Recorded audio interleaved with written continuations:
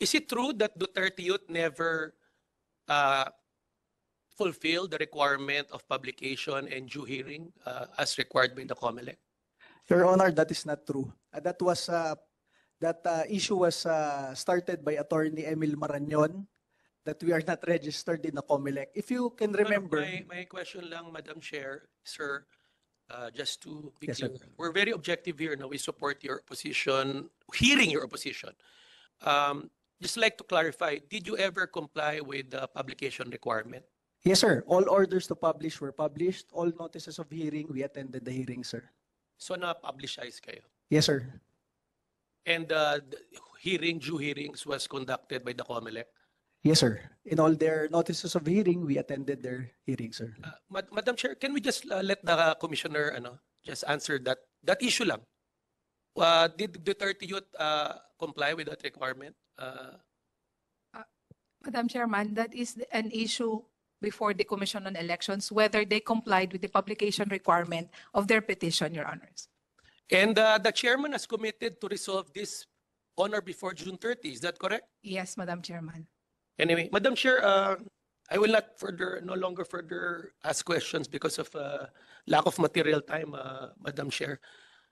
In fact, Madam Chair, I would like to move that for lack of material time, we suspend the consideration of the ad interim appointment of Ms. Maria Norina Tangaro Kasingal as Commissioner on Election. I so move, Madam Chair. I second the motion, Madam Chair. Emma, please raise your right hand. Do you swear to tell the truth, the whole truth, and nothing but the truth in this proceeding, so help you God? I do, ma'am. Madam Chair, the oppositor is now under oath.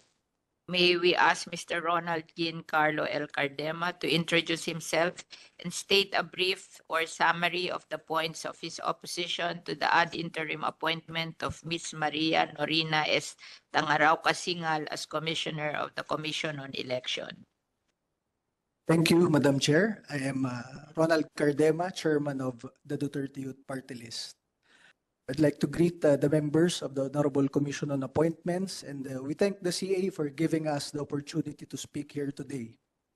In behalf of the more than 2.3 million Filipino citizens who duly elected Duterte Youth Party List, the most voted party list by all our OFW communities worldwide, and also the most voted party list by our government troops through the local absentee voting, we would like to convey our strongest opposition to these two temporary government officials in the COMELEC.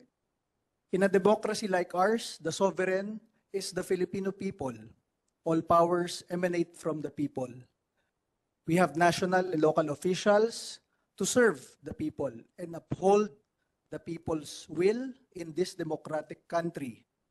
The sovereign will of more than 2.3 million Filipinos cannot be superseded by less than 10 Filipinos, which include these two temporary government officials in COMELEC.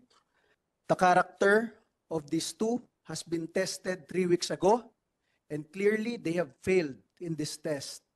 They have twisted the results of democracy and the sovereign will of more than 2.3 million Filipinos, who are not only our constituents, but also the constituents of your honors as senators and representatives of the Philippines. These two have failed in their test of character, and it is up to all of you here, if you want to prolong these two for 7 years, to become abusive lords of elections. Or if not confirmed, it will allow the President to select for more better candidates, which is very timely because the President is now reviewing all his appointees. Personally, Your Honors, I have no personal grudge against these two candidates. The Duterte Youth Party List has been the Vice Chairperson of the House Committee on Suffrage and Electoral Reforms for more than half a decade. And myself, I was Chairman of the National Youth Commission for 6 years. I am the direct partner of the COMELEC in the Sangguniang Kabataan elections. My only problem here is with these recent events 3 weeks ago, wherein the Duterte Youth Party List received 2.3 million votes, and we were not proclaimed on Proclamation Day. And the problem there is the two commissioners in their resolution said that we have a pending case in COMELEC. I can cite so many other senatorial and party list candidates who have pending COMELEC cases but were proclaimed. And in that matter, it shows and they manifest partiality because they have chosen us who have a pending case, we were suspended, but all the others who have pending cases were not suspended. To name two, for example, Kabataan Party List who filed the case against us in 2019, there's a government case against them also filed in 2019 and 2021. But even though we in Duterte Youth Party List and Kabataan Party List have pending cases, the two commissioners here proclaimed Kabataan Party List and delayed our proclamation. Another example is a senatorial candidate who was elected last May 12. He has a pending disqualification case in the COMELEC for his citizenship. And even though the case was still pending, he was proclaimed by these two commissioners. It is very noteworthy that the same candidate also had a citizenship issue here in the 19th Congress of the Commission on Appointments where he was voided here. I would like this honorable body to ask the commissioners, because we are always raising this in the media for 2 weeks already and they're not answering.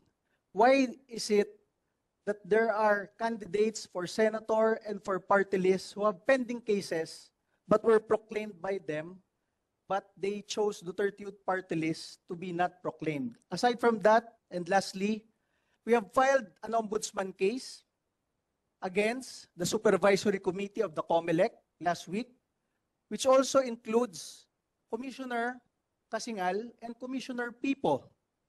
And this is the case filed against them. It is a violation and there's criminal liability under Republic Act 3019, the Anti-Graft and Corrupt Practices Act. Section 3, corrupt practices of public officers.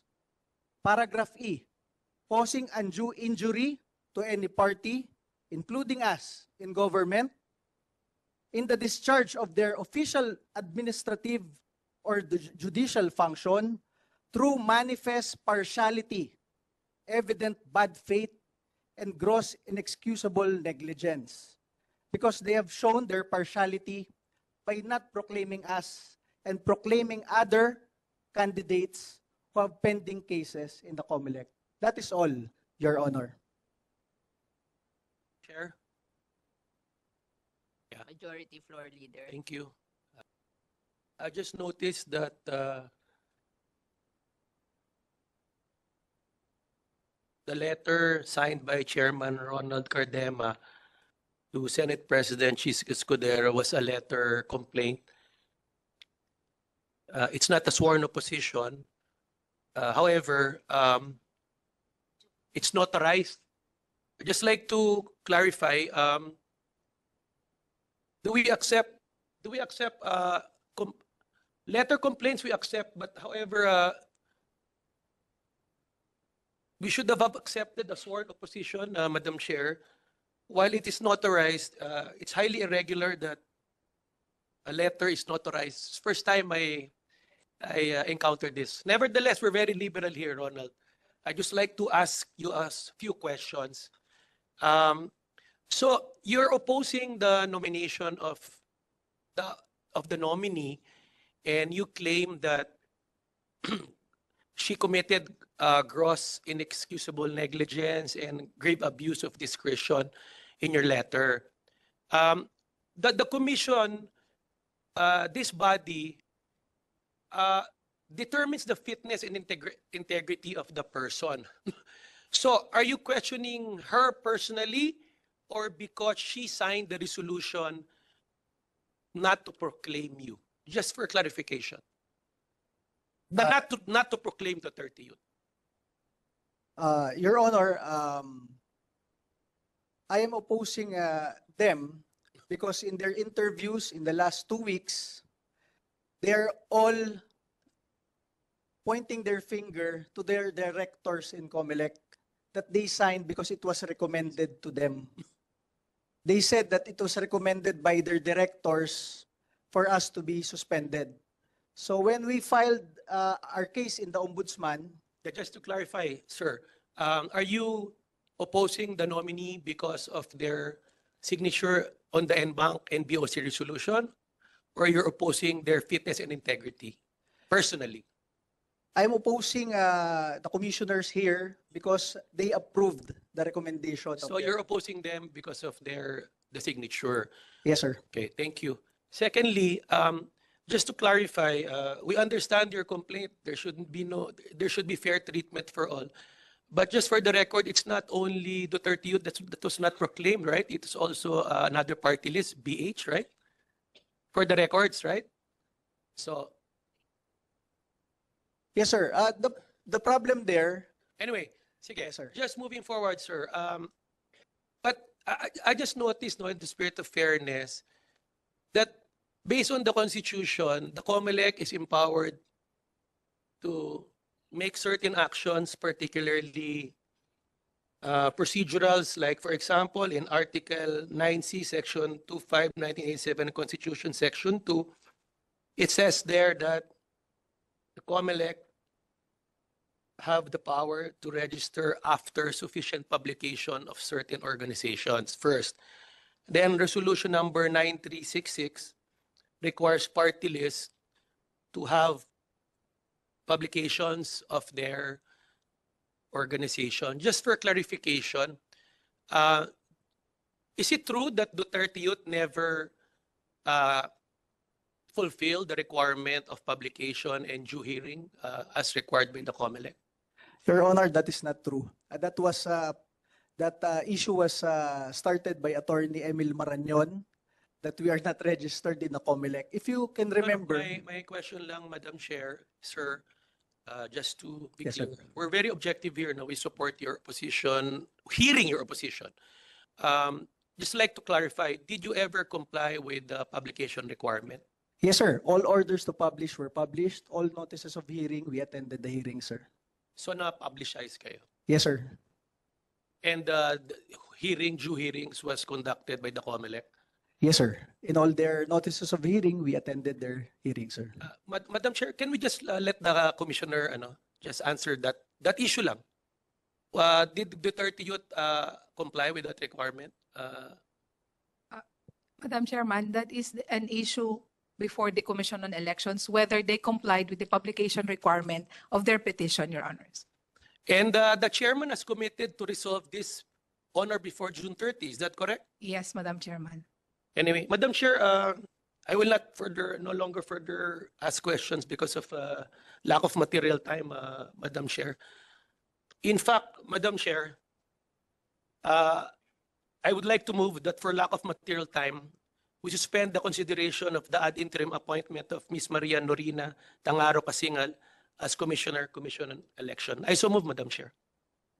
I second the motion, Madam Chair.